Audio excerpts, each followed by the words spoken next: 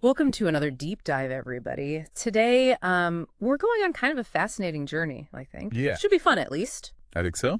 We're going to be exploring how this ancient Indian concept of Dharma Right. might completely revolutionize how we think about international relations. Mm. And our guide for this deep dive is this really interesting academic article Yeah. that really kind of pushes back against, Pushes back. those familiar Western-centric views Yeah, of IR. that's for sure. So yeah, think of this deep dive as like we're gonna uncover like a totally different lens Totally. through which to see the world. Yeah. I think you'll find it quite intriguing. It's fascinating. I think what's so captivating about this article is how it uses Dharma as this tool to provincialize like our traditional understandings of IR. Okay, so provincialize. What does that actually mean in this context? Right. It's like realizing that the way we even understand international relations, with all of its theories and frameworks and, Yeah. you know, It's exactly. everything like that. Yeah. It's not some kind of universal truth. Right. It's very much shaped by our own cultural background, Totally. which in this case is, very much influenced by Western thought. Western thought, yeah. Okay. Yeah. And I think even feels like international relations, Yeah. which we think of as like objective and secular, right? Totally. They actually operate on these like unspoken assumptions. Okay. Yeah. Right. And those assumptions often are rooted in like Judeo-Christian cosmology. Oh, cosmology. And that forms like the bedrock of our understanding of how the world works. So cosmology, it's not just about like stars and planets. No, not at all. Right. It's about like how the world operates. Yeah. Like what is our place in the world? Right. What is right and wrong? Right. Okay. The whole framework of understanding. I got it. Yeah. Okay, so where does Dharma fit into all of this? Right. Because it's not just a religion, right? It Yeah. seems much broader than that. You're right. It is much broader than that. Dharma is this completely different way of understanding reality itself. Okay. Especially the interconnectedness of all things. Okay. And even the word dharma itself Mhm. comes from the Sanskrit root lokonena. Oh, I love that about languages. Yeah. You know, how they can kind of reveal so much about the underlying concepts. Yeah. So what does that Sanskrit phrase actually mean? So it beautifully translates to hold, to support, to sustain, to preserve, to maintain. Okay. And that single phrase like captures the essence of dharma, Wow. emphasizing that interconnectedness and the responsibility that comes with it. Okay. So it's like this whole worldview packed into like a few words. Right. And the article uses the Mahabharata, which is one of the oldest recorded texts in the world. It is like 12th, 14th centuries BCE Wow. to illustrate how this idea of dharma plays out Yeah. in practice. In practice. And here's where things get really interesting. Yeah. The article emphasizes that Dharma is not about adhering to these like rigid rules. Right. It's about nurturing relationships. Exactly. And there's this powerful quote from the Mahabharata itself. Yeah. It says, Dharma is meant to nurture, cherish, provide, more amply endow, more richly prosper, increase, enhance all living beings. Wow. Yeah, and this relational aspect of dharma, I think, is key. Yeah. Because it directly challenges that Western notion Mm-hmm. of the buffered self. Right. Right, the buffered self. That we are these like isolated individuals. Right, like we each have our own bubble. Yes, separate from each other and separate from the world around us. Right, okay, but Dharma presents a contrasting view. Yeah, absolutely. Doesn't it? Dharma emphasizes this interconnected nature of reality. Right. That we are not these isolated units, but we're part of this intricate web of relationships. Yeah. Right. And our actions or karma have consequences that ripple outwards, affecting everything around us. Wow. So it's a profound shift in perspective. It certainly is. I'm beginning to see how this could have like far-reaching implications for how we understand Yeah. and approach international relations. Totally. Like, imagine how different our ideas of like progress and development might look Yeah. if they weren't built on this linear progression of time, Right. but instead incorporated the cyclical nature of karma and kala, as Dharma suggests. Yeah, that's a brilliant observation. Yeah. Instead of that linear view of time where we're always pushing forward Right. towards some predetermined goal, Yeah. Dharma embraces that cyclical nature of reality, Okay. right? Much like the cycles that we see in nature, Right. the seasons, day and night, Yeah. even life and death, Yeah. it's all interconnected. Wow. So instead of one right path, Right. Dharma suggests that there might be many ways of being in the world. Exactly. That's pretty mind-blowing when you think about it. It is. But I have a feeling we're just scratching the surface here. Yeah, you're absolutely right. We're just beginning to unravel the layers of how Dharma can reframe our understanding of international relations. Oh.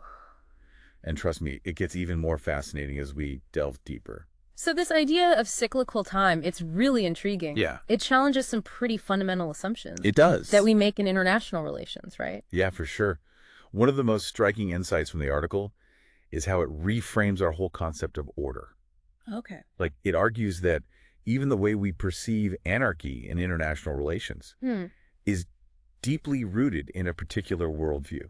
So you're saying our understanding of anarchy is culturally conditioned? Yeah, precisely. It's like heavily influenced by that Judeo-Christian cosmology we were talking about earlier. Right. You know, with its emphasis on this hierarchical top-down structure of order. So instead of seeing anarchy as like the absence of world government, right, we're actually kind of imposing our own preconceived notions of order onto the international system. Yeah, the article even highlights this pretty provocative quote. It says, "States are socialized not by anarchy, but by fear." Oh, wow.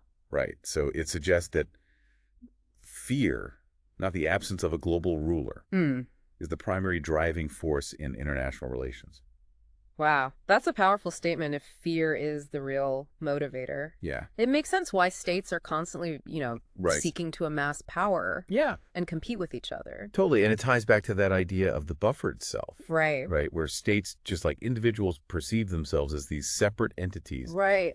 Vulnerable in this chaotic world. Okay, but Dharma offers a radically different perspective, right? Absolutely. Dharma suggests that true order doesn't come from external imposition. Okay.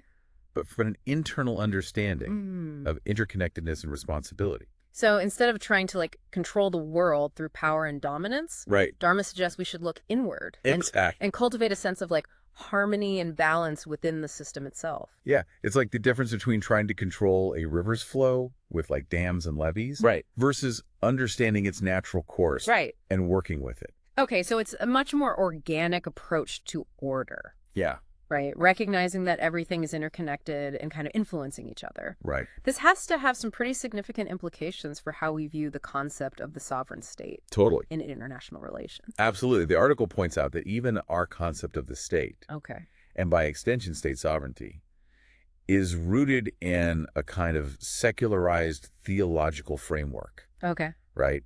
And thinkers like Hobbes, with his idea of the Leviathan. Right, the mortal god. Exactly. With the power to dictate order. Right, have shaped our understanding of this state as this all-powerful entity. Right. Designed to maintain order through control and coercion. Okay. Yeah. It's a potent image that's resonated for centuries. It has. But Dharma suggests a different kind of sovereignty altogether. Okay. It's not the sovereignty of the state, but the sovereignty of Dharma itself. Oh, that's fascinating. So what does that actually mean, in practice? It means recognizing that even states, despite their claims to absolute power, right, are bound by a higher moral order. Okay. Right, a set of principles that govern right action and responsible conduct. Okay. Within this interconnected web of relationships. So it's not about states vying for power in this chaotic world, right, but about recognizing their role within a larger moral framework. Exactly. That emphasizes responsibility and interconnectedness. Precisely. And the article captures this beautifully with this quote. It says,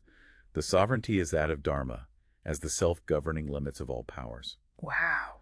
So it suggests that true power lies not in dominance, but in understanding and respecting the limits and responsibilities that arise from our interconnected existence. So instead of power concentrated in the hands of a few, Dharma emphasizes this more distributed system of responsibility where each actor, from individuals to states, plays a role in maintaining order and harmony. Exactly. And this order is not based on fear or coercion, but on a recognition of our shared humanity and our collective responsibility for the well-being of the whole.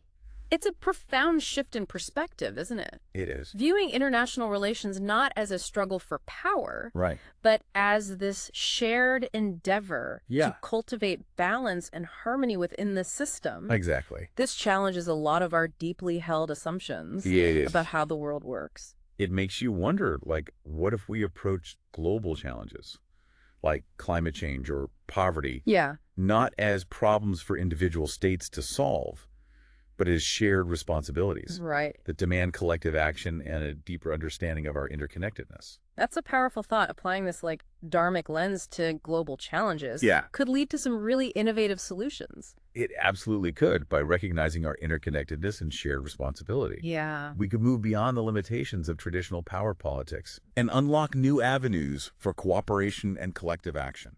Wow. It's amazing how just exploring this ancient concept like Dharma can provide such a fresh perspective on these contemporary issues like international relations. It really makes you question like those deeply ingrained assumptions we often just take for granted. For sure. It's a testament to the power of stepping outside of our familiar frameworks. Right. And embracing these different ways of knowing, you know. Dharma provides this lens that reveals the interconnectedness of these seemingly disparate elements. Yeah. It lets us see the world in this whole new light. This deep dive has been so insightful. It has. It's not just about understanding Dharma in this abstract sense, right? But it's about exploring its like practical implications for how we approach global challenges, how we interact with each other, even how we view ourselves within this like larger context of existence. Yeah, you've hit the nail on the head. Yeah. This exploration isn't just some intellectual exercise. Right. It's about questioning those like hidden assumptions that shape our world. And considering how embracing this dharmic perspective might lead to, you know, more harmonious and sustainable ways of being. So to our listener, what resonates most with you from our deep dive into Dharma and international relations? Yeah, what ideas kind of sparked your curiosity? Yeah. What questions are you left pondering? What other areas of life could you apply this lens to? Yeah, how might this influence your understanding of your relationships, your work, your place in the world? We'd love to hear your reflections on these ideas. Yeah. Keep exploring, questioning. Keep connecting those dots. Yeah, connecting the dots in your own unique way. Yeah, thanks for joining us on this deep dive. Thank you so much for listening. We hope it sparked some new insights and inspired you to see the world with fresh eyes. Absolutely. And until next time, keep exploring the interconnectedness of it all.